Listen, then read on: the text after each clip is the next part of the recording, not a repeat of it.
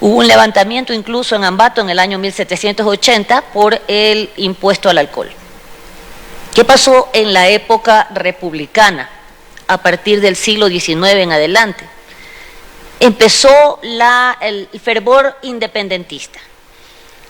Recordemos que pues todo lo que ocurre en el sistema económico es un eco o un reflejo de lo que ocurre en el sistema político. Entonces los nuevos estados empezaron a buscar sistemas tributarios propios, con dificultades, escasa institucionalidad, evasión, dependencia de rentas aduaneras, inestabilidad política. Los impuestos se enfocaron más en impuestos indirectos, al consumo y al comercio. En el caso ecuatoriano, el primer impuesto se generó en el año 1830 y se denominó contribución indígena y duró hasta el año 1959. Era un impuesto diferenciador. Todos los que los colonizadores determinaran como indígenas debían de pagar este impuesto. El segundo impuesto se conoció de los años 1837 hasta 1927 como una contribución general, y aquí ya vemos una evolución de un impuesto indígena en donde solo un sector de la población debía tributar, mutamos a una contribución general. El objeto era recolectar tributos de empleados públicos, capitales de giro, préstamos. Por tanto, este proceso se consagra como un preámbulo para el impuesto a la renta. Vemos cómo la historia va evolucionando y nos va llevando ya a fórmulas un poco más progresistas en cuanto a derechos. Es así que en el año 1928 se codifica el impuesto a la renta con la ley del impuesto a la renta. Aparecen otros impuestos un poco más estructurados, como los impuestos a las sucesiones y a los legados y a los fideicomisos, que surgen entre los años 1912 y 1913. Durante la última década, varios son antecedentes que han modificado la cultura tributaria de este país. En la década del 40 aumentó la intervención estatal, pero ya los impuestos se destinaban a programas sociales. Las exportaciones del petróleo de los años 70 impulsaron los ingresos con los petrodólares, financiando infraestructura, pero aumentando gravemente la dependencia al sector petrolero del presupuesto general del Estado. Las décadas de 1980 y 1990 trajeron inestabilidad económica y políticas influenciadas por el Fondo Monetario Internacional que promovían austeridad y privatización, lo cual también nos suena familiar al contexto actual. En el año 2000 tenemos un hito importantísimo, la dolarización. La dolarización estabilizó la economía, pero limitó la flexibilidad fiscal. Las reformas tributarias buscaban reducir la evasión fiscal y ampliar la base impositiva, pero tuvieron resistencia. El siglo XX vio una transición de impuestos basados de impuestos a la agricultura a sistemas modernos con el petróleo y el impuesto a la renta como protagonistas, aunque las crisis económicas y las presiones externas desafiaron el progreso.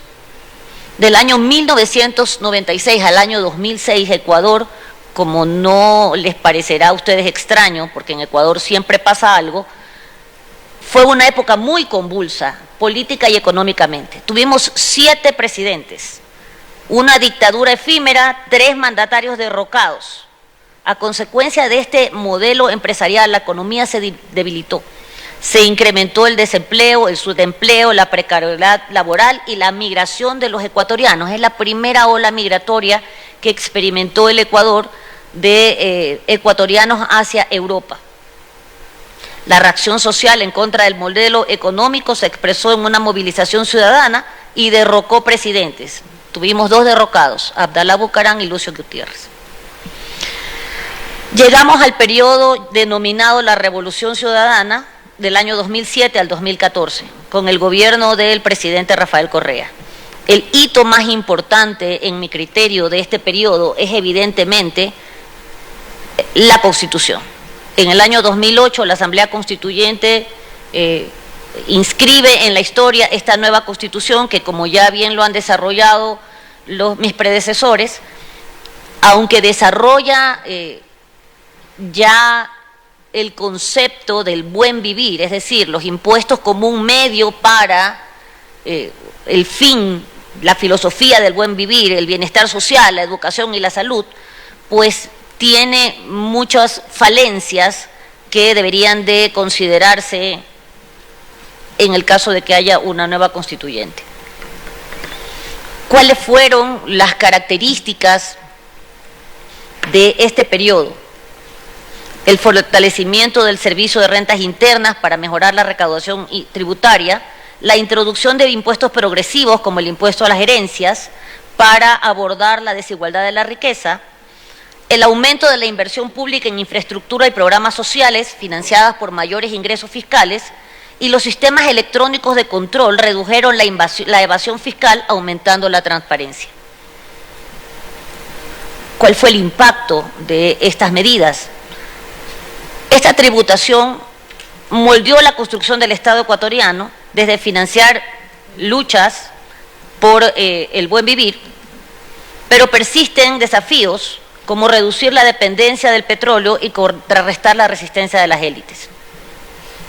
¿Cuáles han sido los hitos de la última década, entre el 2015 y el 2025? Según el Servicio de Rentas Internas, el 2015 marcó un hito en la mayor recaudación tributaria en la historia reciente. Alcanzó un 15.8% del Producto Interno Bruto, impulsado por las políticas ciudadanas. El fortalecimiento del SRI y las medidas contra la evasión fiscal, como el control del impuesto a la salida de divisas, generó 1.125 millones hasta el 2014.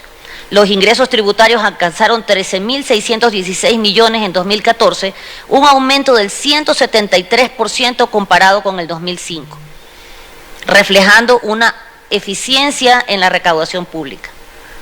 Pero ¿qué pasó? Como nuevamente en el Ecuador siempre pasa algo, en el 2016 tuvimos terremoto. ¿Qué ocurrió o cuál es el impacto de este terremoto en las reformas tributarias? En abril del 2016, este terremoto devastador afectó la economía, reduciendo la recaudación tributaria en 1.571 millones. Redujimos un 10.1% respecto al 2015. Se implementaron 22 reformas tributarias entre el 2007 y el 2016, incluyendo el proyecto de ley de incentivos aprobada por la Asamblea Nacional.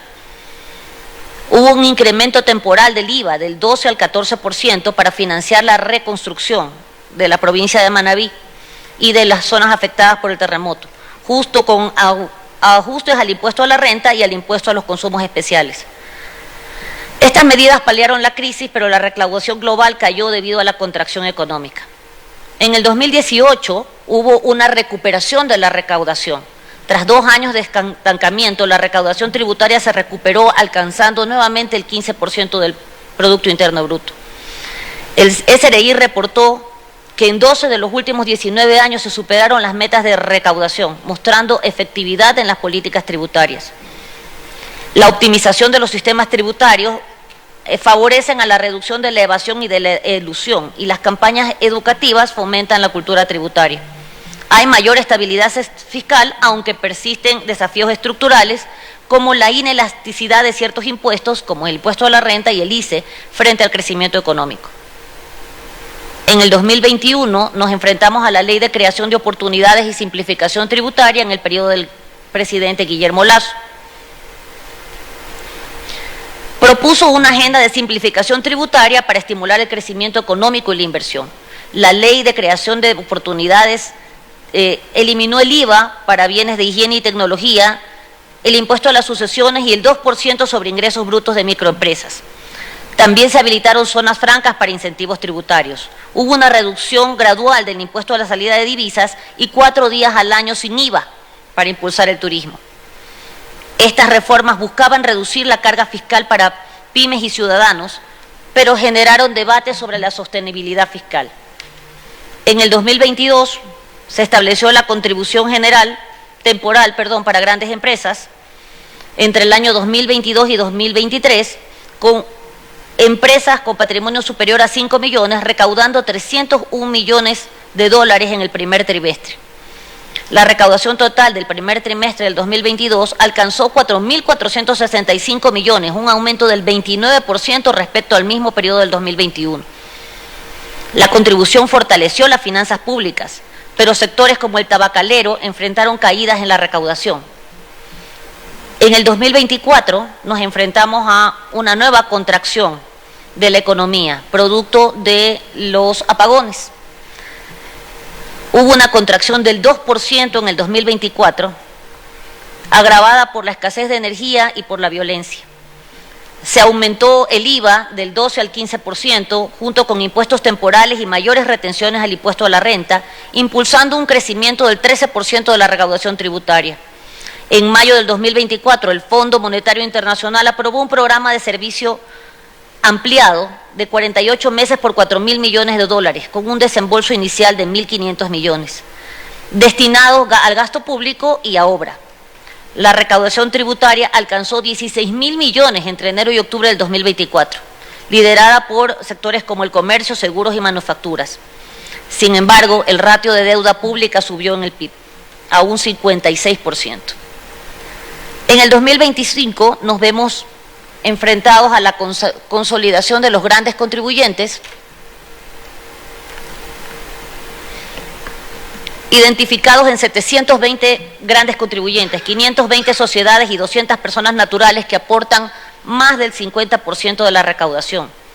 Hay un ajuste en el impuesto a la renta para el 2025 con tarifas del 5 al 37% para personas naturales y del 25% para sociedades. Esto impactó en que la recaudación de enero a agosto del 2024 alcanzó 13.913 millones de dólares, un 14.1% más que en 2023. Entonces, el resumen de las tendencias de la última década es el fortalecimiento del SRI, la dependencia de impuestos claves como el IVA, el ICD, el ICE, el impuesto a la renta y los aranceles, que representan un 90% de los ingresos tributarios.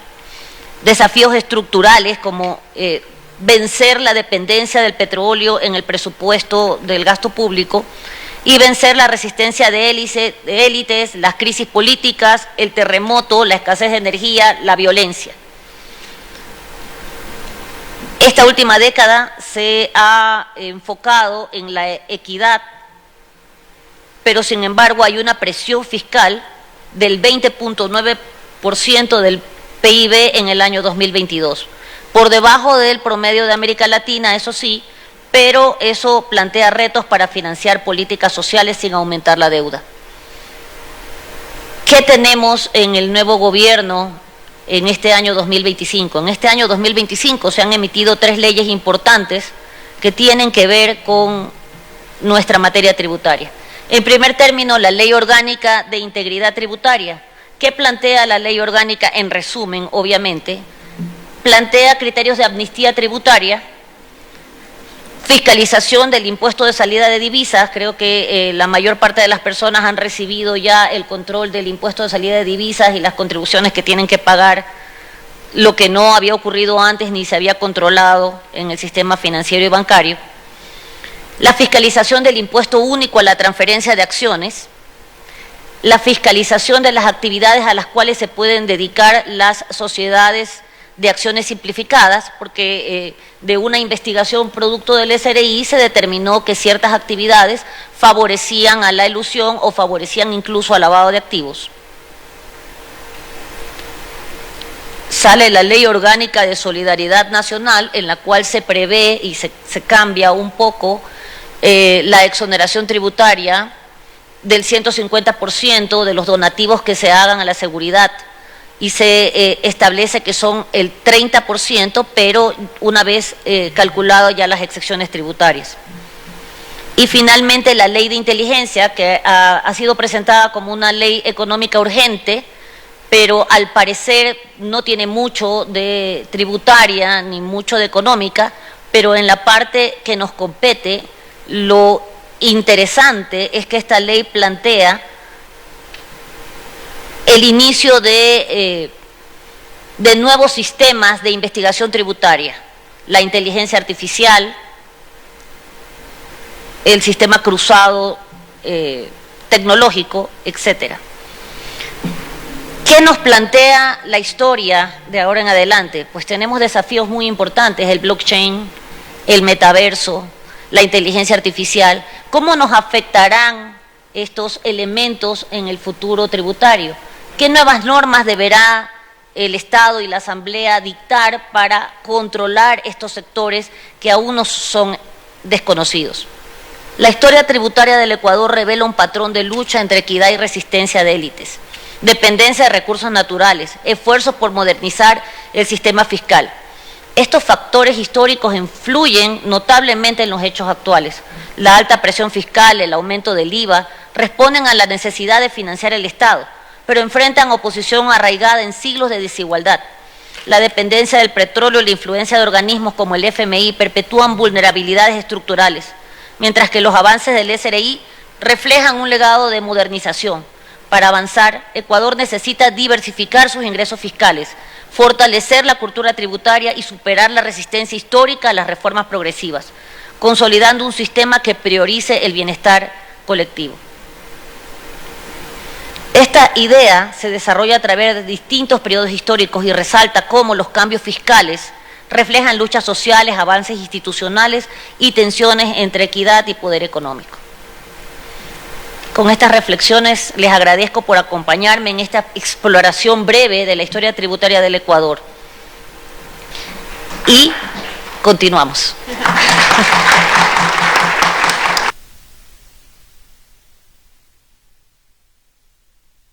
Muchas gracias. No voy a hacer un resumen de lo hablado, evidentemente, pero les presento a nuestro siguiente expositor. Nuestro siguiente expositor es el doctor Juan Carlos Mogrovejo, licenciado en Ciencias Sociales, Políticas y Económicas, abogado y doctor en Jurisprudencia por la Universidad Nacional de Loja, magíster en Derecho con mención en Derecho Tributario por la Universidad Andina Simón Bolívar, sede Ecuador, doctor equivalente a PhD dentro del Programa Oficial de Doctorado en Ciencias Sociales y Jurídicas de la Universidad Pública de Navarra, España, coordinador de los programas de maestría en Derecho Tributario y de especialización en normas internacionales de información financiera, NIF y tributación, en la Universidad Andina Simón Bolívar, sede Ecuador, que nos presenta el rol de los principios del derecho tributario en el Estado constitucional. Adelante, doctor. Bien, muchas gracias, Geraldine. Ratificar es la complacencia, la satisfacción de tenerlos aquí a ustedes en este espacio tan importante que suma esfuerzos para seguir en esta reflexión aguda, crítica, de los tópicos que hacen parte de nuestro estudio nuclear, que es el derecho tributario, y desde las más variadas esferas, como hemos tenido ocasión aquí de ir dando cuenta. En esta ocasión me permito abordar un tópico que de alguna manera ya fue también tratado por la doctora de la Guerra. Y si se me permite, en función de ese desarrollo, irles participando de algunos puntos que podrían advertirse como de coincidencia, pero también otros que marcan cierta, por calificarlo de alguna manera, contrapuntos que abonan en este ejercicio tan saludable, tan enriquecedor, de ir forjando cada quien sus propias conclusiones, con base en una serie de fuentes de información que nos permita ir contrastando, validando con nuestro ejercicio intelectual cada una de esas fuentes e ir arribando a las conclusiones que nosotros consideremos sólidas, consistentes, que las podamos defender en cualquier terreno. Y eso es lo que yo rescato siempre de estos espacios. Podemos coincidir, podemos discrepar, pero todos vamos a apuntar en la misma línea, a abonar, a aportar con ejercicio crítico, reflexivo, analítico, a dilucidar intrincados tópicos que llaman nuestra atención, y en este caso puntual, los relativos a materia tributaria. Empiezo entonces por señalar lo siguiente. El tema, como bien se lo ha detallado, se lo ha comentado, refiere a un análisis de los principios del derecho tributario ecuatoriano. Si se me permite ahí, es que necesito esto. Ya. Con el ahí vamos. Ya. Ahí me fui. Espera, ahí. ver. Ahí estamos. Vamos entonces, en una suerte de contextualización de la temática, tenemos que poner como primer punto de análisis la proclamación normativa que nos ofrece la Constitución ecuatoriana. En una suerte de caracterización del Estado ecuatoriano, si nosotros observamos de manera exhaustiva, el propio artículo 1 de la normativa fundamental ya revela los caracteres que plantean los signos medulares del Estado ecuatoriano. Y si es que pues, ustedes tienen a mano ahí el marco normativo constitucional, podrán acreditarlo de primera mano. En esa suerte de caracterización se revela que el Estado ecuatoriano es un Estado de derechos y justicia, social, democrático, independiente, unitario, plurinacional, que se administra en forma de república y se gobierna de manera descentralizada. En esa evaluación tomamos el primer dato y es el que normalmente acredita con, yo diría, mucha elocuencia la condición del Estado ecuatoriano a partir de una evolución conceptual, normativa, para algunos aceptable, admisible, para otros no tanto, y muy propio en esa disquisición, en esa evaluación, que nos ofrece el neoconstitucionalismo. En ese marco se relieva lo siguiente. Si nosotros tomamos como carta de presentación al Ecuador como un Estado constitucional de derechos y justicia, de plano esa nomenclatura, esa denominación, plantea profundas implicaciones, profundas. Y esto nos remite a una redefinición, a un replanteamiento de la relación entre el Estado y las personas. Ya no hablamos desde las posturas decimonónicas que revelaban una relación del Estado con los administrados de soberano y súbdito. Ahí yo planteo ya mi primera discrepancia con la doctora de la Guerra. Yo soy convencido de rescatar la institucionalidad, más allá de los defectos que ésta pueda advertir o representar, porque incurrir en temas de objeción de conciencia, de desobediencia civil, desde mi particular punto de vista, ahonda la problemática. Me parece que siempre hay que volver la mirada a las instituciones que van más allá de las decisiones o criterios personales.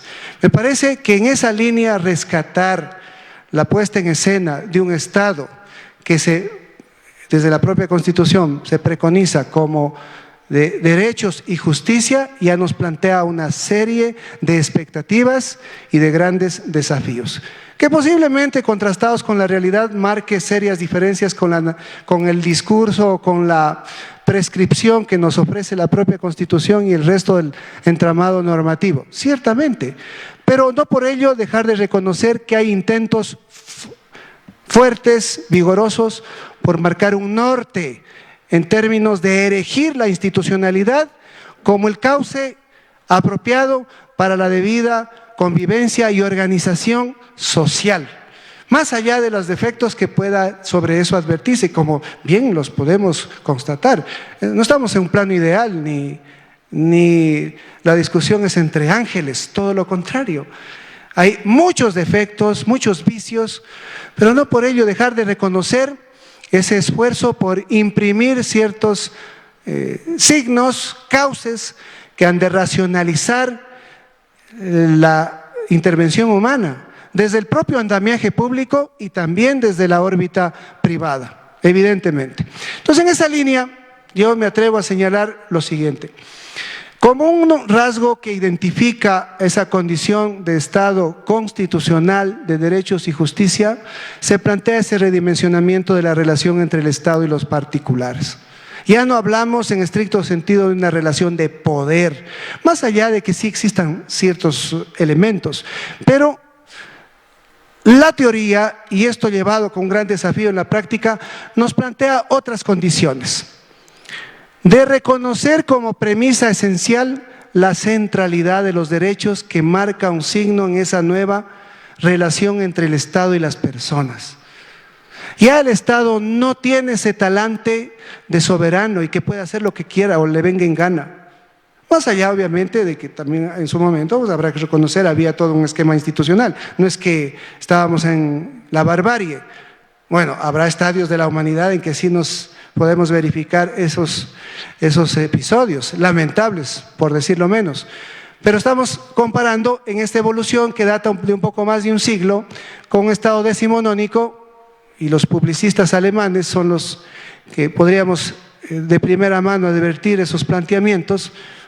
La escuela alemana es de las principales líneas de referencia que podemos tener en cualquier estudio jurídico, y ya nos daba cuenta de ese esfuerzo, si bien es cierto, en torno a ese planteamiento de reconocer al Estado como un titular de una serie de prerrogativas, con ciertos límites, por supuesto, pero débiles. Con la puesta en escena del Estado constitucional, eso se transforma en términos de reivindicar justamente el peso que debe tener la institucionalidad. Y en esa línea, los derechos asoman en el centro como límites y vínculos en el ejercicio de potestades públicas. Límites o prohibiciones en sentido negativo que plantean una postura concreta al Estado, en muchos de los casos abstencionista para evitar conculcar las libertades fundamentales, y en otras como gran celador hacia la garantía de esos derechos. Eso por un lado, así se lo entiende en esa dimensión de los derechos como auténticos límites o prohibiciones en sentido negativo. Y también como vínculos, en el sentido de que plantea categóricamente unas exigencias que no debe desatender el Estado y que hacen parte de su propia razón de ser, si no, no tendría mayor justificación. El promover y propender al bien común, a mejorar las condiciones de vida de la población.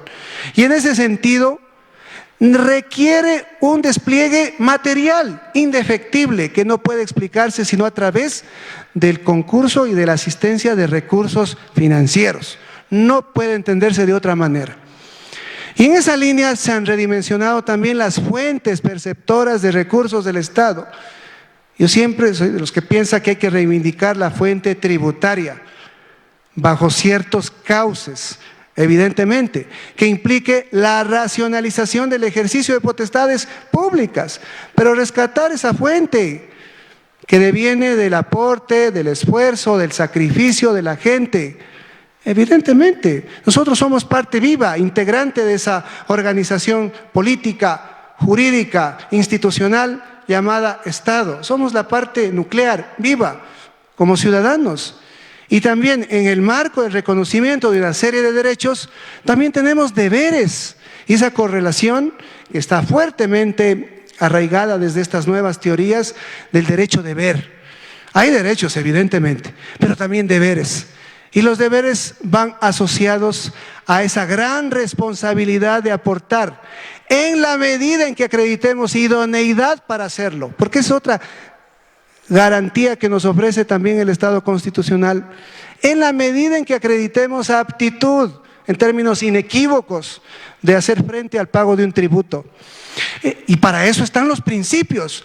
Los principios son máximas insoslayables para todos y en primera línea para el propio legislador, que se encarga de la gran tarea de configurar adecuadamente un régimen que va a tener incidencia en los bolsillos de todos, en la economía de las personas a nivel personal, familiar y también corporativo, con todo el entramado productivo. De tal manera que yo en ese punto soy de los que piensa que hay que reivindicar a toda costa la institucionalidad del Estado, con reglas claras que nos den certidumbre. Siempre va a haber incertezas, zonas grises, muy propio del ser humano. No tenemos un pensamiento lineal, cada quien tiene sus criterios que los expone, comparte, no siempre vamos a coincidir, posiblemente discrepemos, pero en el marco siempre de ciertos parámetros. Y esos parámetros, leídos en clave de principios, tienden, como hemos dicho, a racionalizar la intervención pública. En este caso, la intervención pública, y el primer llamado a eso es el legislador, a la hora de configurar apropiadamente un régimen que tiene repercusión en la economía de todos. Eso es evidente. Y desde el lado también de recaudador, para asegurar recursos financieros que permita al Estado cumplir con sus más caros fines. Y esos fines van asociados a la satisfacción de necesidades esenciales de la población. Allí radica la razón de ser de esta organización, si no, no tendría mayor justificación. Entonces, en esa línea, reconociendo esa correlación de derecho-deber, planteamos el siguiente elemento, que se hace mención a la redistribución de la riqueza. Es otro dato medular que nos ofrece como máxima la Constitución ecuatoriana. Más allá de los defectos, en eso coincido absolutamente con Eddie, en eso no discrepo. Hay una serie de vicios, falencias, defectos, pero no por ello descartar desde mi particular punto de vista y encumbrar la institucionalidad como máxima con la cual se apueste a mejorar estas condiciones. Y que van, como hemos dicho, más allá de los puros criterios, pasiones, debilidades, sesgos, inclinaciones de personas que transitoriamente ocupan un lugar de decisión. En esa línea rescato entonces la condición redistributiva del tributo. Y en esto revela categóricamente la propia Constitución, desde los objetivos de política fiscal y de política económica, y ahí concilian, que no siempre coinciden objetivos de política fiscal con económica, porque normalmente se plantean tensiones. El Estado procura recibir más, pero por otro lado, el aparato productivo procura flexibilizar cargas financieras representadas en el pago de tributos. La tarea del Estado también es ardua, en el sentido de procurar conciliar esos grandes intereses, y que los auspicia el propio Estado, los apadrina el propio Estado, porque son objetivos de política pública, de carácter fiscal, económico, ambiental, es otro también terreno cada vez más complejo, cultural, social, etc. Desde ese enfoque, a mí me parece que hay que rescatar permanentemente esa vocación del Estado de promover la redistribución de la riqueza. Y para eso toma el concurso de una serie de principios que están positivizados y en la órbita constitucional. Qué mejor que estén constitucionalizados. Y entraré al análisis luego de la capacidad contributiva, que me parece muy interesante hacer esa reflexión.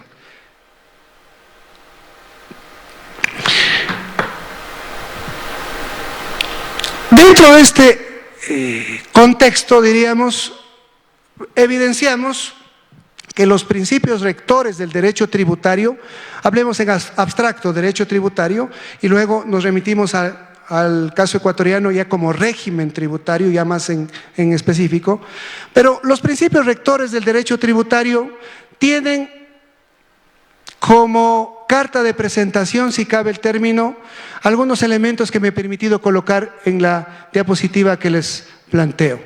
El primero, límites al ejercicio del poder tributario. O si se quiere, en una dimensión un poco más ya institucional, a la potestad tributaria. Porque el poder tributario nos lleva a ese resabio autoritario de la condición del Estado en esa relación soberano y súbdito. Más bien, y esto se ha decantado en un amplio sector de la doctrina, conviene, para ir en consonancia con esta nueva línea de reflexión, ya ir desplazando el concepto de poder tributario por el de potestad tributaria normativa, en términos que implica que ese ejercicio de esa prerrogativa en cabeza del Estado ha de estar encauzada por ciertos límites, bajo ciertos parámetros insoslayables que no hay cómo obviar, que no hay cómo prescindir. Y esto ya marca una pauta importantísima para el propio legislador, como acabábamos de mencionar, en términos de que plantea una serie de cánones que circunscriben la tarea legislativa en la creación de tributos y en la regulación de sus elementos esenciales.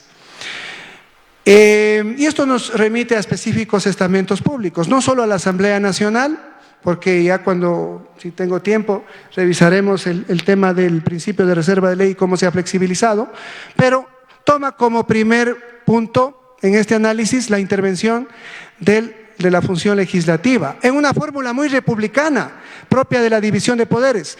El Estado, a través de la función ejecutiva, propone con carácter privativo, proyectos de ley en materia de impuestos, en 3 materias, dice el 135, impuestos, aumento del gasto público y modificación de la división político-administrativa del Estado.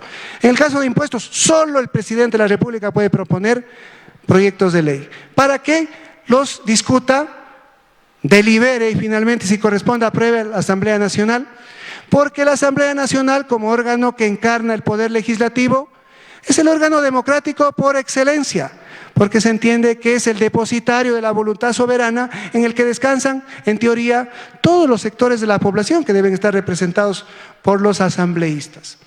Desde esa lógica, tiene en sus espaldas el legislador una tarea ardua, compleja, limitada por una serie de principios que están positivizados en la órbita constitucional, como hemos señalado. Un segundo espacio, el propio de la gestión de tributos, que nos remite a la tarea del Estado, pero en su cariz de administrador de los mismos, la administración tributaria. En este terreno también los principios tienen una función. Los principios, su función no se agota en la órbita configurativa de un régimen tributario. Trasciende, y esto lo decía también Eddie con toda propiedad, trasciende. Y nos vamos a un segundo escenario, en la órbita de aplicación de ese régimen con el concurso de la administración tributaria. Sirve entonces para delinear una serie de parámetros a efectos de aplicar el régimen tributario a la luz de los principios constitucionales. La propia administración tributaria lo puede hacer, desde mi particular punto de vista, lo puede hacer, porque la Constitución marca como norma fundante una serie de pautas que acreditan condiciones de validez en términos de producción normativa, saber quién y cómo se han de crear las normas con incidencia tributaria, una dimensión formal, pero no se agota allí. Hay una dimensión material fundamental, evaluar el contenido de esa norma. Y el contenido de esa norma está estrictamente asociado con la observancia rigurosa de esos principios que están constitucionalizados. Y ahí la tarea prevalente es de los órganos jurisdiccionales investidos de justicia constitucional. Y para mí el papel protagónico tiene la Corte Constitucional en esa línea. Si procuramos entonces robustecer la institucionalidad del Estado, el rol de la Corte Constitucional es fundamental.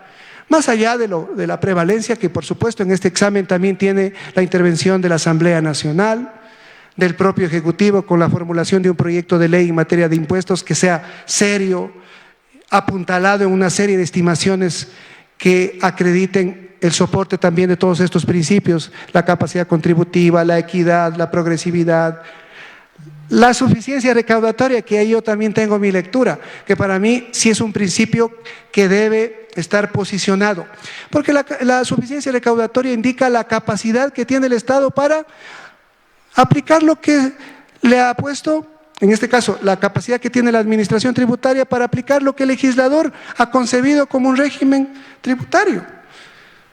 Ahora, en ese camino o en esa evaluación habrá que ver cuáles son las deficiencias, pero en esencia, ese principio anima una serie de medidas que tienden a racionalizar la gestión en la recaudación, muy asociado a la eficiencia, a la simplicidad administrativa, a la transparencia. A mí me parece que la suficiencia recaudatoria suma, no quita, desde mi particular punto de vista, más allá de algunos elementos de contrapuntos que pueda ofrecer este planteamiento con los que de manera sobresaliente también nos ha expuesto mi colega Eddie de la Guerra. Pero bueno, en esta línea yo quería también, no sé qué tiempo tengo. Un minuto. Bien, quería poner de manifiesto el tercer elemento, que es también en el ámbito jurisdiccional, la valía de los principios constitucionales en materia tributaria, también radica en el ámbito jurisdiccional. relevando esa función interpretativa y de orientación. Entonces el juzgador obviamente toma como dato prevalente la norma, por supuesto, pero para sustentar y apuntalar con una carga argumentativa vigorosa, consistente, sólida, tiene que invocar todas estas máximas que son los insumos primarios que constan positivizados en la Constitución y que refuerzan ese espíritu garantista que está plasmado en la norma constitucional. En torno a esta idea de que en el centro de la relación entre el Estado y los particulares están los derechos, entendidos como vínculos y límites. Bueno, ahí voy a dejar mi intervención, tengo muchos más insumos, pero ahí dejo. Les agradezco mucho, muy gentil. Muchas gracias al doctor Juan Carlos Mogrovejo, un análisis muy exhaustivo de los principios del derecho tributario en el Estado constitucional. Con las dispensas del doctor Galán, la doctora Edi de la Guerra quiere hacer un pequeño análisis complementario por unos pocos minutos. Seguramente es muy valioso. No se preocupen, no voy a replicar porque con Juan Carlos, aunque discrepamos siempre, nos respetamos y nos queremos mucho, además que respetamos el trabajo de cada uno. Nada más que no hay mejor publicidad que la que se hace, ¿no es cierto? Y no hay peor que la que no se hace. Su servidora es autora de un artículo que fue asimismo muy controversial, que se llama Democracia, Autoimposición y Tributos. Y está publicado en Jurisdiction y ahí yo le dedico un capítulo bien bonito a la objeción de conciencia y a la resistencia fiscal como ejercicios democráticos ante el abuso del poder tributario. Es Open Access, es simplemente para que sigamos debatiendo estos temas. Muchísimas gracias, ya acabo de descargar el artículo. A continuación vamos a escuchar la última ponencia de la noche de hoy, dada al doctor Gabriel Galán Melo, abogado por la Pontificia Universidad Católica del Ecuador, magíster en Derecho Civil y Procesal Civil por la Universidad Técnica Particular de Loja, especialista superior en tributación, magíster en Derecho con mención especial en Derecho Tributario y doctor en Derecho equivalente a PhD por la Universidad Andina Simón Bolívar, sede Ecuador, coordinador de los programas de maestría en Derecho Económico Internacional, maestría en Regulación del Comercio y los Negocios Internacionales y especialización en Comercio Internacional y Práctica Aduanera, Universidad Andina Simón Bolívar, sede Ecuador, con el interesante tema Justicia tributaria en el Ecuador constitucional, historia y función del Tribunal Contencioso Tributario.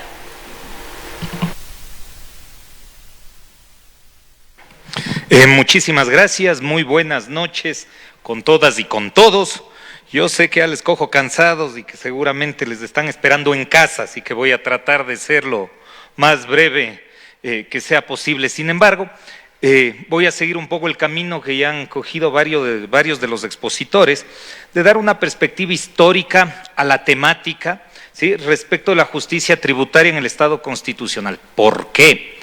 A mí me da la sensación de algún tiempo acá que en Ecuador hemos perdido la capacidad de mirarnos en retrospectiva y eso hace que mucha gente opte por dos escenarios.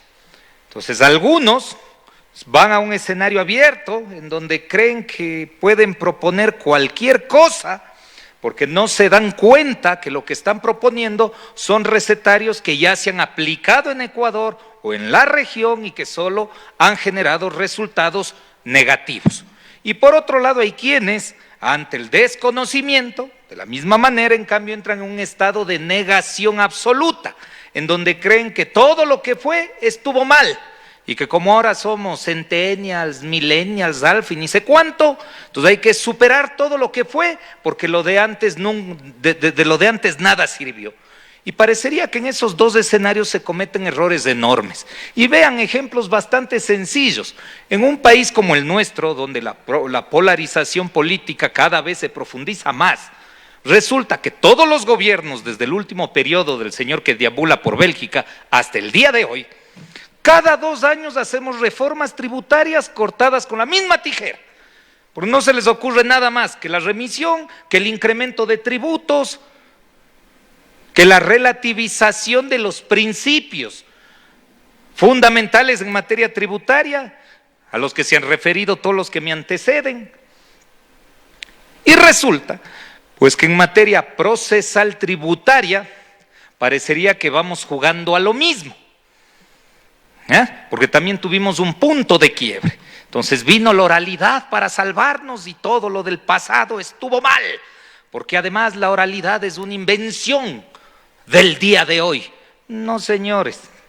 Derecho procesal, cuando todavía no gozaba de autonomía siquiera, ya hablaba de la oralidad.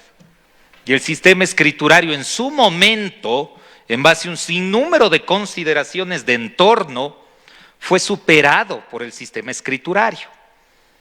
Ahora también hay ciertas necesidades que nos empujan nuevamente a retomar el sistema oral. Y en la parte de la construcción orgánica en materia tributaria, claro, nosotros hemos tenido un tribunal, ¿sí?, contencioso tributario, un tribunal originalmente fiscal. Y ojo, somos el primer país en haberlo institucionalizado del modo que se ha institucionalizado. Yo sé que ustedes van a decir, no, pero es que a mí los profesores me han dicho que fuimos el segundo, porque primero fue México, desde el 31 con la ley. La diferencia es que México comenzó con un tribunal fiscal, pero en el tiempo incrementó competencias y hoy se denomina Tribunal Federal Administrativo. Y topa temas administrativos y fiscales. Y es un entramado enorme hoy el Tribunal Federal Administrativo de México, porque tiene salas especializadas, y entre las especializadas no está la sala tributaria. Está propiedad intelectual, competencia, porque ellos conocen, dentro del ámbito que consideran administrativo y tributario, ¿sí?, todas las reclamaciones en la relación jurídica del ciudadano con el Estado. Ergo, el Ecuador fue el primero en asentar un tribunal fiscal que terminó en un tribunal contencioso administrativo y que ha generado un nivel profundo de especialización. Ahora la pregunta es, ¿por qué pasó? Y por eso es que hoy quiero hacer un revisionismo histórico para entender de algún modo, ¿sí?, las condiciones en las que nació ese tribunal contencioso tributario, para ver en qué terminamos hoy. ¿Sí? Y no quiero pues llegar a dar la solución definitiva porque no hay manera. Quiero hablar de un pasado, de un presente y simplemente concluir describiendo los retos que debe enfrentar el Tribunal Contencioso Tributario a partir del día de hoy, en un contexto muy complejo, y eso ya lo mencionó Katy. Es decir, asumimos la oralidad para simplificar los procesos, y después de escucharle a Katy está clarísimo que los procesos contenciosos tributarios no tienen nada de simple, porque ni siquiera tienen un marco normativo claro, porque entre distinguir las normas que son complementarias, las normas que se superponen, la norma del uno, la norma del otro, perdón, pero el diseño articulado no es sencillo, pero también hay respuesta para eso, y por eso hay que regresar a ver la historia. Así que un poquito esa va a ser la propuesta, e insisto, voy a tratar de ser muy breve. Primero quiero agradecerle a Juan Carlos como coordinador de la maestría por permitirme pues ser parte de este encuentro conmemorativo por los 50 años del Código Tributario. Porque bien o mal, creo que hay un gran consenso respecto de que esta norma pues ha marcado de manera definitiva y profundamente la evolución de un sistema tributario nacional. Más allá de que constitucionalmente siempre régimen, porque el Ecuador es experto en acumular normas y hacer una telaraña jurídica en lugar de sistematizar, pero el Código Tributario sí nace como un cuerpo sistemático para el derecho tributario. ¿Ya? Pero voy a partir de una cita de un poeta, ¿sí? Aquí no voy a citar teóricos tributaristas ni mucho menos. Voy a partir de una cita de Robert Burns, que es reconocido, ¿sí?, poeta escocés, ¿ya?, del romanticismo. Y ojo, no me refiero a poetas que ayudan a conquistar a tu cónyuge, ni mucho menos. ¿Ya? Es del romanticismo, es decir, de ese movimiento cultural reaccionario, ¿sí?, al racionalismo de finales del siglo XVIII. Vean él cómo se refiere a la historia. Y él dice, la historia es cuestión de supervivencia. Eso aquí no hemos entendido. Para algunos la historia comenzó en el 2018, para otras comenzó con el correísmo, otros van un poquito más y se acuerdan del loco, del que se cayó del helicóptero. No, el Ecuador no comienza ahí. ¿ya? Y la historia es cuestión de supervivencia. Si no tuviésemos pasado, estaríamos desprovistos de la impresión que define a nuestro ser. Es decir, sin reconocimiento de pasado, no somos nada. Y a mí me da la sensación que jurídicamente a veces caemos en este hueco. No somos nada. Entonces proponemos cualquier cosa, o a cualquier cosa le llamamos innovación. Vean, y con ello no quiero desmerecer el presente, y evidentemente tampoco voy a desmerecer el futuro, ¿ya? Pero insisto, ya que hoy día en este evento hemos acordado reconocer la importancia de nuestro Código Tributario después de medio siglo, me parece adecuado pues hacer frente a las innovaciones del mundo contemporáneo a partir del valor real de lo que ya hemos sido y hemos vivido, ¿ya? Ahora, para entender qué es esto de la justicia tributaria, lo primero es salirnos de ese espacio extremadamente formal que cree que la justicia tributaria concluye en un cúmulo de tributos, procedimientos o procesos. La justicia tributaria en realidad nace del reconocimiento indispensable de que el vínculo fiscal o tributario entre el Estado y los ciudadanos no se sostiene únicamente en el poder de coacción. No se sostiene únicamente en el poder de coacción. Y aquí voy a servir, bueno, ahora que está también en boga, medio de moda, ser mediador. Un punto intermedio entre la visión de Juan Carlos y lo que decía Eddie. Porque la relación jurídica entre contribuyente y administración tributaria no se puede sostener solo el poder de coacción, no es solo cuestión de instituciones, no solo es cuestión de suficiencia recaudatoria. Porque si fuese así, si fuésemos súbditos, y si somos súbditos no hay libertades por las cuales defender la idea misma del Estado. ¿A qué jugamos? Entonces no se puede sostener únicamente en el poder de coacción, sino que está mediado por principios esenciales. Y hemos escuchado un cúmulo de principios que son esenciales y muchos que también se reflejan como derechos fundamentales. Hoy en día, hablar de equidad no es un tema menor, de legalidad, y hoy en fase del término juridicidad, no es un tema menor, proporcionalidad, debido proceso. A veces en el ámbito procesal nos cuesta mucho entender este cambio, ¿sí?, que es paradigmático. Ya no es el debido proceso legal, ya no es del constructo de la estructura, del paso a paso del proceso judicial. Hay una dimensión material, hay una dimensión constitucional del debido proceso. Y muchas veces, ante la justicia tributaria, hay mayores preocupaciones por la dimensión formal. Somos expertos en la preclusión de las etapas procesales. Pero nos olvidamos de la materialidad. ¿Cuántos procesos se siguen en espacios de restricción de derecho de defensa del mismo contribuyente? ¿O a ustedes no les ha sonado raro? Y aquí con perdón de Katy porque está articulada la función de justicia, pero como está en casación voy a meter nomás pico. ¿Pero a ustedes no les suena raro eso de que vayamos a un proceso contencioso tributario y que la prueba de la administración tributaria sea el peritaje hecho por el mismo funcionario que realiza el acto de determinación, que es valorado como una pericia y sobre la cual el juez decide? ¡Ajo, qué linda prueba!, ¿no? Entonces mejor no sigamos el juicio, más bien. ¿No les parece eso raro? Pero esa no es discusión, porque no, el debido proceso es que se cumpla. Ya que se cumple en audiencia, que se presente la pericia, entonces si está el documento y pidieron que defienda en audiencia, ya está. Y el juez va a valorar en función de sana crítica. Es todo. Eso debería sonarnos raro. Eso debería sonarnos raro.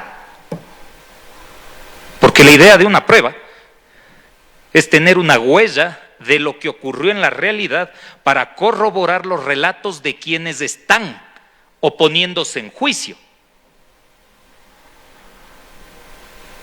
Pero Pero si ese peritaje, que no es una huella de lo ocurrido en la realidad, sino que es derivación del mismo relato, es acogido como prueba, resulta que el contribuyente queda en un estado de indefensión, guste o no, y nuevamente, no voy a decir que esté bien o mal, y en esto ya han sido claros también los que me anteceden.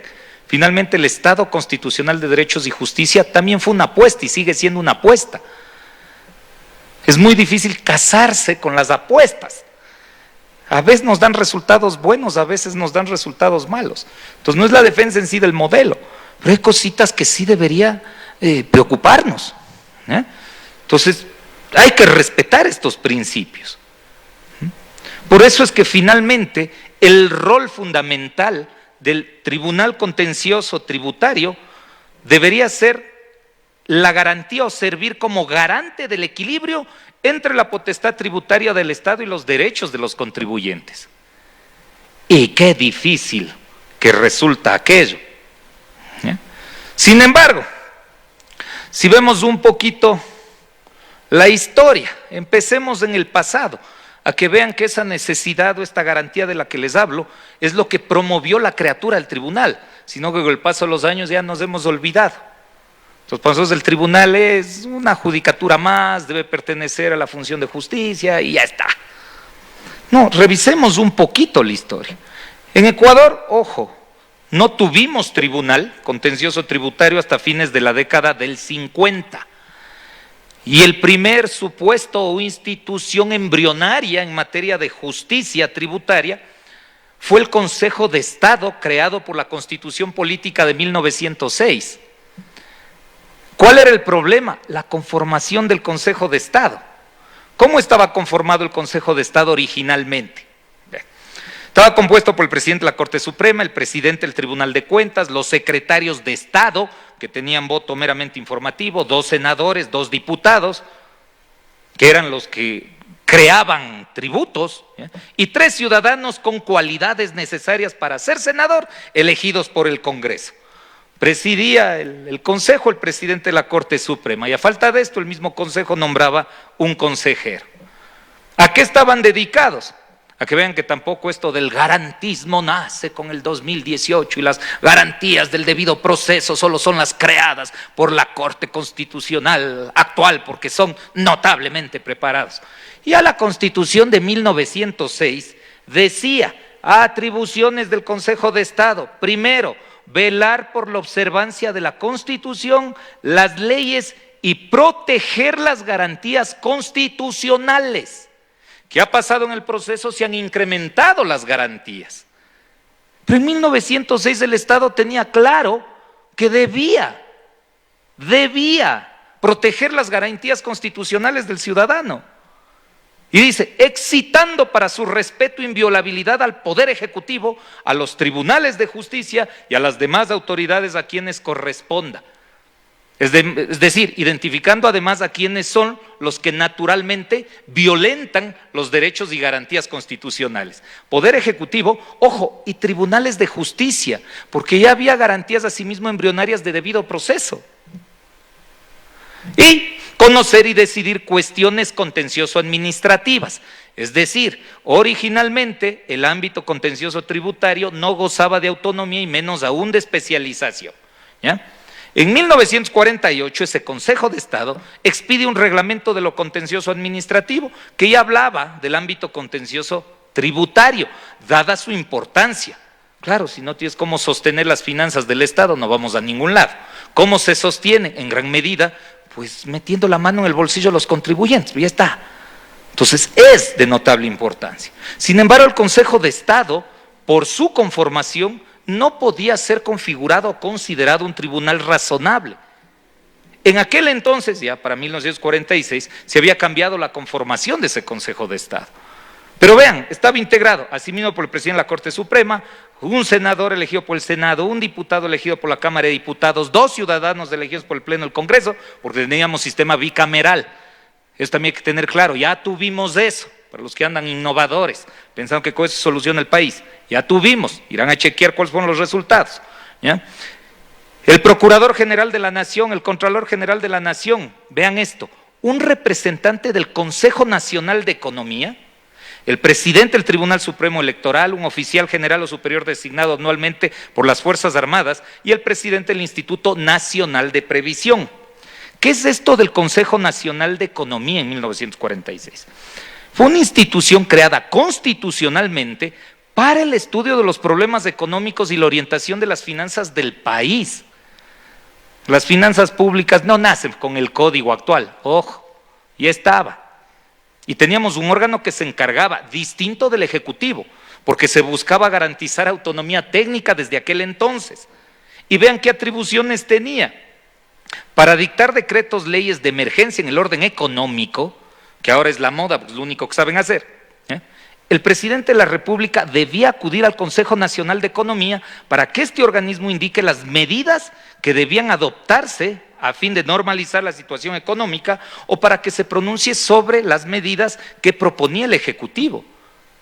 Sin el informe del Consejo Nacional de Economía, el presidente de la República no podía remitir las leyes decreto de urgencia económica. No podía, ¿ya? Y era parte del Consejo de Estado. Y obviamente eran parte del Consejo de Estado senadores, diputados, que eran parte del Pleno del Congreso, que eran los que creaban impuestos. Y en esa Constitución, la del 46, a diferencia de la actual, no decía que el presidente de la República tenía la atribución exclusiva para remitir los proyectos de ley que crean, sino que en respeto del principio de autoimposición, porque eso es democracia, ¿sí? Pues el Congreso era el que creaba tributos.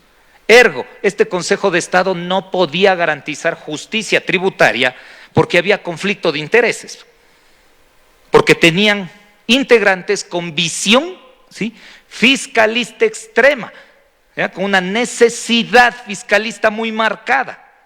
Entonces, ¿qué pasó? Después de un sinnúmero de debates de la época, en 1959 el presidente de la República, Camilo Ponce Enríquez, crea el Tribunal Fiscal. Pero vean el motivo que él utiliza. No será el gobierno, parte interesada en la controversia tributaria, el que decida sobre la legalidad del cobro de los impuestos. Lo será el Tribunal Fiscal de la República, entidad de derecho ubicada imparcialmente entre el fisco y el contribuyente. Y este es el punto de inicio del tribunal en Ecuador. Por eso es que llama mucho la atención esto de tener como prueba el peritaje de la administración tributaria hecha por el mismo funcionario que estuvo en el proceso de determinación de tributos. Porque está incidiendo directamente en la justicia el Estado, que tiene un interés marcado y directo, cuando el origen de todo esto era garantizar imparcialidad, porque es evidente que hay un conflicto, y también lo hemos visto incluso en las posiciones de los ponentes. Si eres muy institucionalista y te interesa el Estado, entonces vas a mermar en herramientas democráticas. Si eres muy contribuyente, muy pro-contribuyente, y te abrazas de la objeción de conciencia, justo a Ledy le molestaba, claro, eres del Che Guevara del derecho tributario. El problema es que en esa disputa natural entre opuestos, tiene que haber un tribunal que de manera imparcial, ¿sí?, cumpla dos cosas. Uno, la tradicional control de legalidad respecto de los actos de la administración pública. ¿Por qué? Porque ese control de legalidad es la primera garantía frente al administrado, frente al contribuyente. Y ahora que vivimos de un Estado constitucional de derechos y justicia, se suma otra, que no sé si habrán visto ustedes en el 300 del COGEP. Ya no se habla solo de control de legalidad, sino de la defensa y garantía de derechos fundamentales. Y eso abre retos también para el contencioso tributario, porque cuando es control de legalidad, ¿saben qué? No hay que discutir lo que ahora buscan discutir sin perspectiva histórica. Es que el doble conforme, es que la corrección del error judicial, el tribunal no nació en consideración a aquello, porque no era administración de justicia, no era resolución de un conflicto entre particulares. Era el control de legalidad de actos de la administración pública a partir de un tribunal que se entendiera sapiente e imparcial, punto. Pero como en el COGEP, en el 300, ya incluimos también la garantía y defensa de derechos, y eso ya vamos a hablar cuando hablemos un poquito del presente, se van a dar cuenta que el mismo tribunal tiene que adquirir un nuevo enfoque, ¿ok? Pero vean, así nacimos. Y cierto, en México tienen Tribunal Fiscal de la Federación Mexicana desde el 1 de enero de 1937. Y por eso, y como también es propio de nuestros complejos muy ecuatorianos, siempre dijimos, somos los segundos y estamos felices de haber sido los segundos. No es cierto, fuimos los primeros porque México no pensó en términos de especialización. Lo que pasa es que para México tenían serias discusiones en materia fiscal por tratarse de un tribunal federal.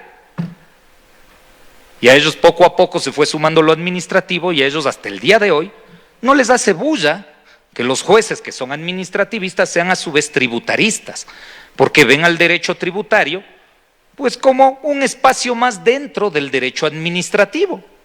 Y está. Nosotros creamos un tribunal completamente autónomo del tribunal administrativo, porque a fines de la década de los 50 también creamos el tribunal contencioso administrativo y nunca tuvimos intención de cruzarlos. Bueno, hasta los últimos cambios en modelo de gestión del Consejo de la Judicatura, porque ya saben que tenemos algunos tribunales que son contenciosos, administrativos y tributarios. Y eso trae líos, eventualmente, porque por tradición nosotros sí hemos separado, pero no es casualidad. Hemos separado porque nosotros incluso en el marco normativo tenemos un código tributario y tenemos un COA. Pero cuando no se entiende, claro, es úneles nomás, ya está, ¿qué más da? Pero fuimos el primero, entonces, por eso siempre he defendido el hecho de la especialización en materia tributaria, porque hemos sido los primeros y porque se adecuaba a las necesidades de momento.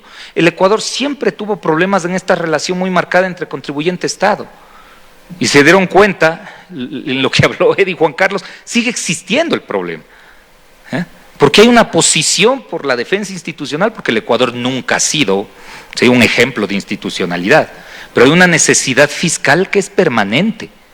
Pero por otro lado, el ecuatoriano ha sido siempre un sometido, y por eso se genera una necesidad permanente de defensa de derechos elementales. Porque, ojo, Geraldine nos decía, sí, hemos mejorado los controles, ya toditos nos notificaron que hay que pagar impuesto, que además es un impuesto regulatorio, y eso deberíamos pensar cuando viene eso de pague desde el 2022, 23, 24 lo que ha gastado afuera.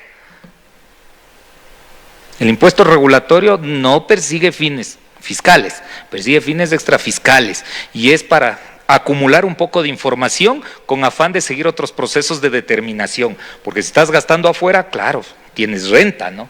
Y a lo mejor tu impuesto a la renta y lo declarado ahí no se corrobora con lo que estás gastando afuera en TEMUF. Entonces no es casualidad, pero si pensásemos en visión de derechos del administrador, ¿a usted les parece bien que nos avisen así después de 3 años? Cierto, vea, usted tiene que pagar desde el 22, ¿no? Entonces, sí ha habido una tensión muy fuerte. Finalmente, en 1963 se publicó en nuestro país el primer Código Fiscal, en este se ratificó el Tribunal Fiscal. En la Constitución de 1967 se constitucionalizó el Tribunal Fiscal, siempre independiente porque también iba creciendo el contencioso administrativo por su lado. En 1975 vino el Código Tributario y ahí hubo un hecho determinante, un hito muy importante, y es que el Código Tributario, y como bien lo explicaba ahí Katy, originalmente tenían normas de corte procesal. No es como ahora, como el que está mutilado y toca estar cuadrando a ver cómo armamos el rompecabezas. No, el Código Tributario tenía derecho material tributario, derecho formal tributario. En el derecho formal tributario tenía el ámbito del procedimiento de índole administrativa y el contencioso administrativo, que era un esquema de control jurisdiccional de los actos de la administración pública. Y remataba incluso con el ámbito de lo penal tributario.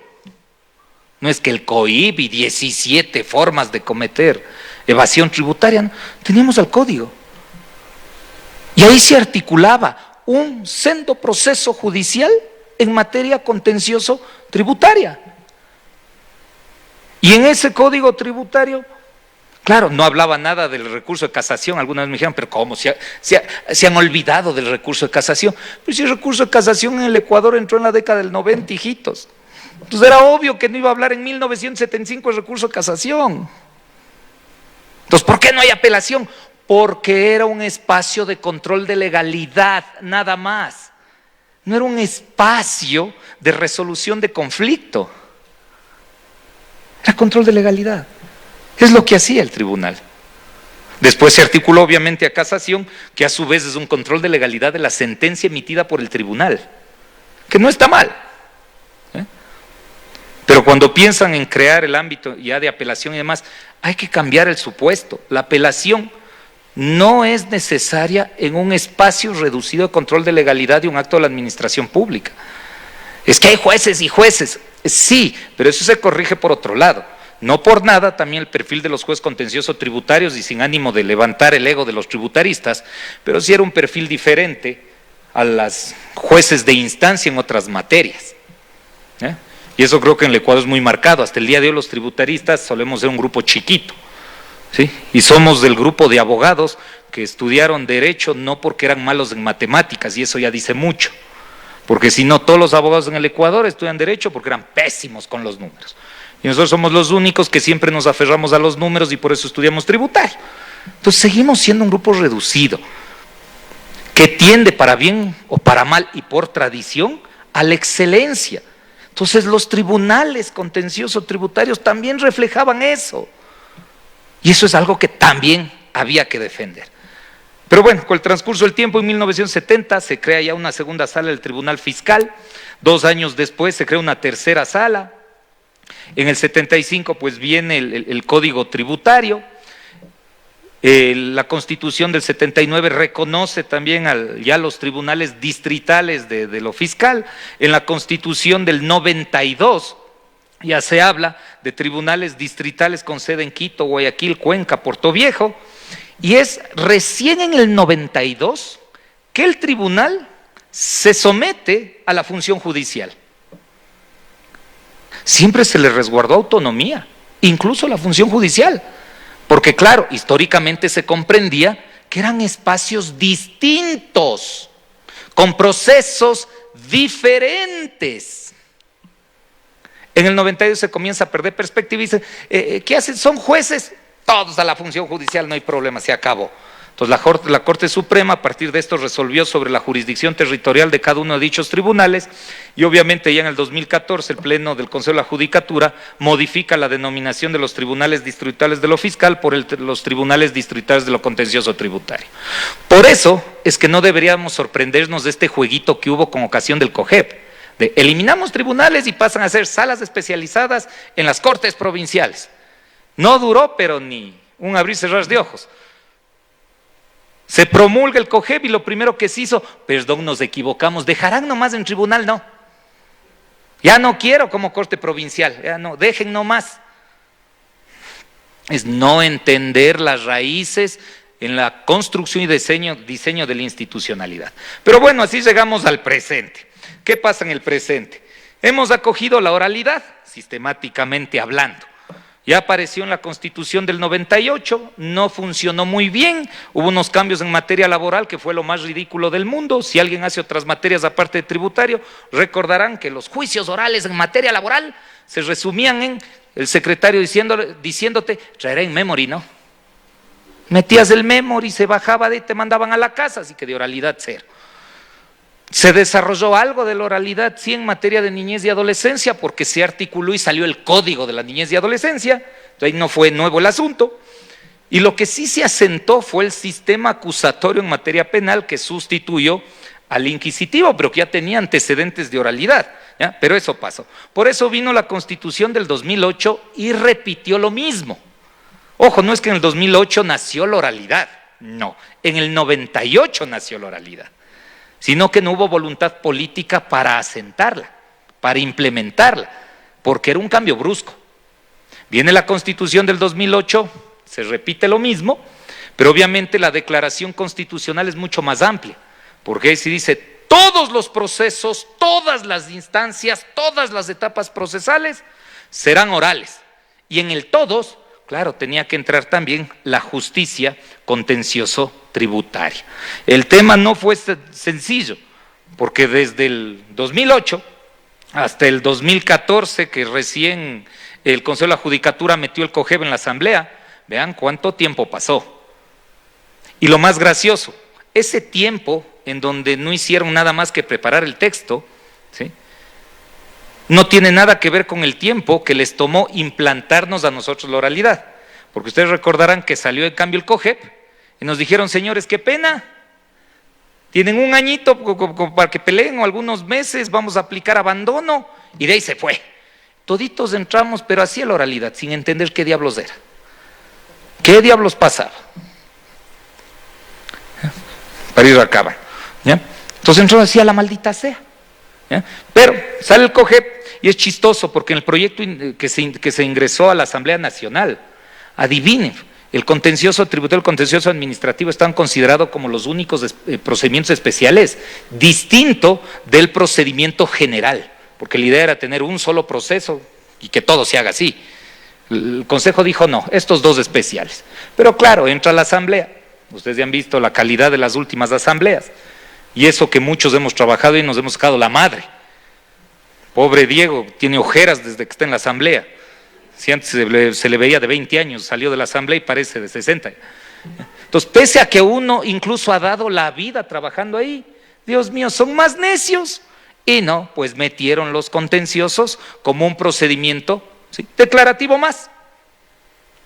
¿Y en qué termina? Y es lo más chistoso. Porque parte de las expectativas de la oralidad era tener un proceso simple. Entonces, claro que debe haber oralidad. La oralidad no se contrapone al contencioso tributario, al contencioso administrativo, pero la oralidad debe ser garantía de simplificación del proceso. Nosotros antes, con el Código Tributario, teníamos un proceso semioficioso, que caminaba bien o mal, era lindo, por el hecho de ser semioficioso, con jueces que tenían mayores poderes por un principio de impulso procesal. De repente entramos a esto y un montón de juicios fueron declarados al abandono, a la maldita sea, por tratar de poner la naturaleza del proceso civil. Entonces no apareció nada simple. Y lo más chistoso es que ahora nos dicen, sí, verás, la justicia tributaria se reduce a unos procesos declarativos que unos son ordinarios, otros son sumarios, que se articulan en acciones que son de impugnación, que son directas, que son especiales.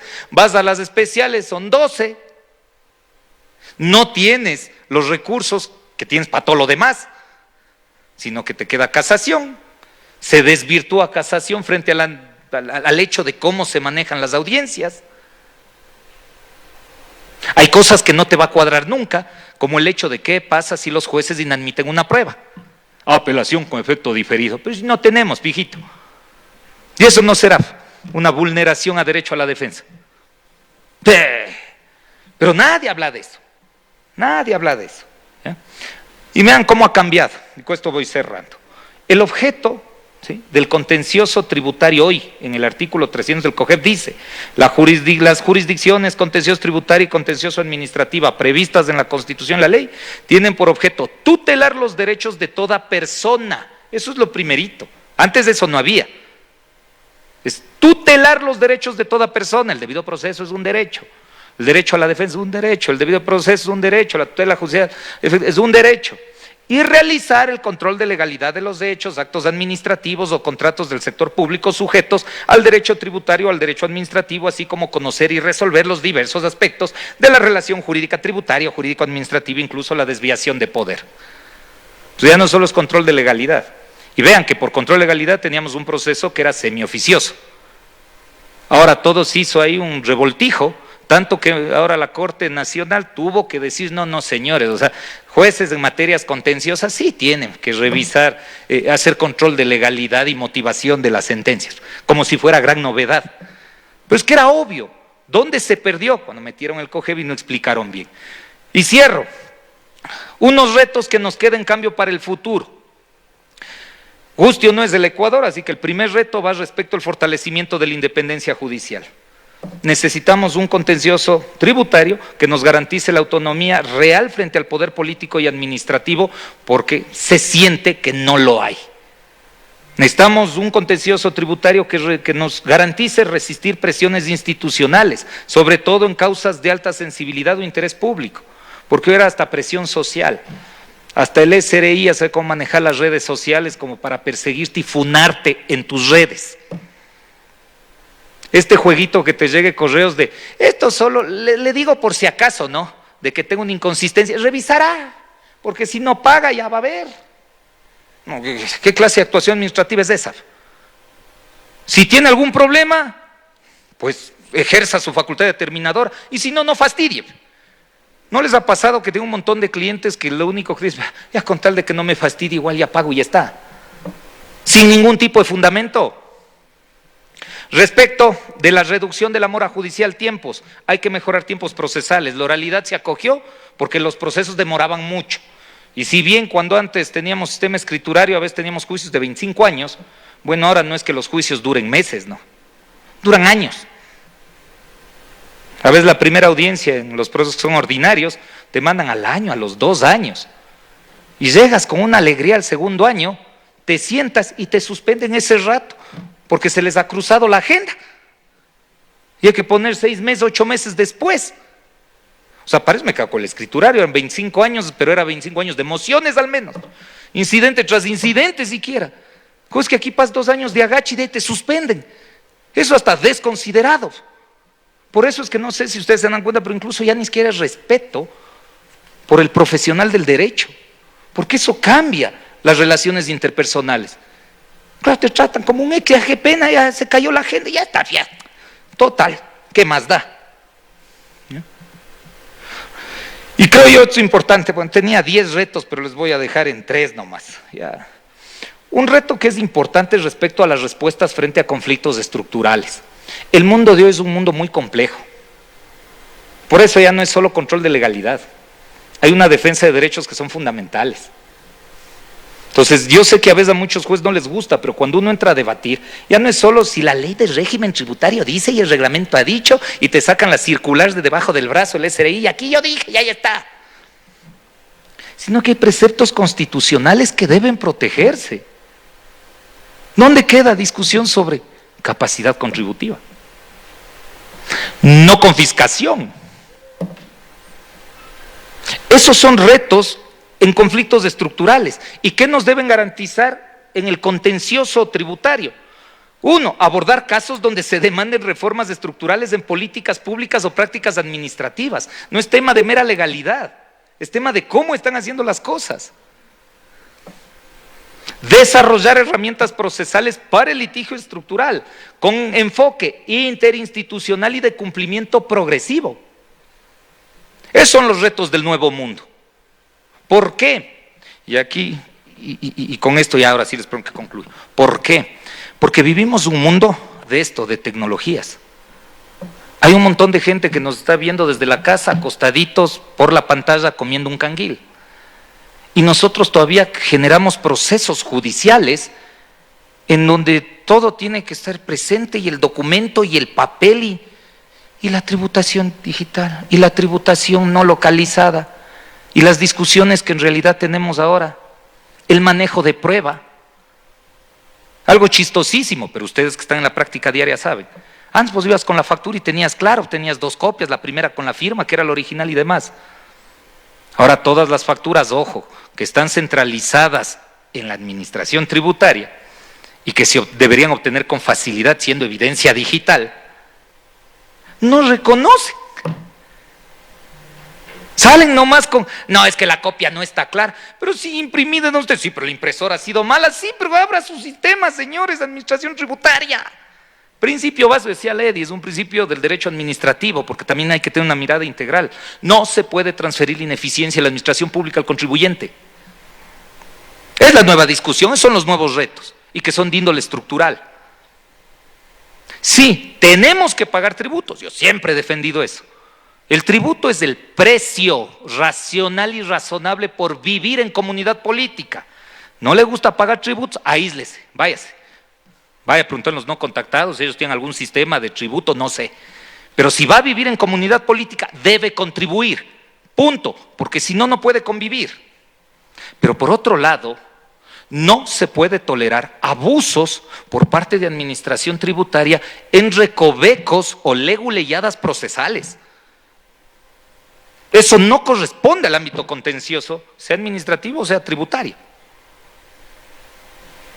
Porque detrás hay un control de legalidad y una defensa de derechos fundamentales frente al Estado. No estamos hablando de un divorcio por causal, porque fuimos infieles el uno y el otro, no. O sea, aquí no es cuestión de legalidades o incidentes, sino de buscar justicia real, pagar lo que se tiene que pagar y no más.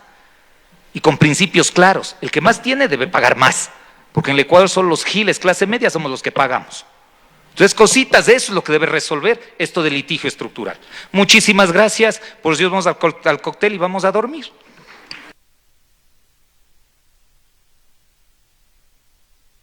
Muchas gracias con todos. Efectivamente, los invitamos a un cóctel y a que el día de mañana nos acompañen nuevamente de 6 a 8 en las ponencias del día de mañana. Muchas gracias.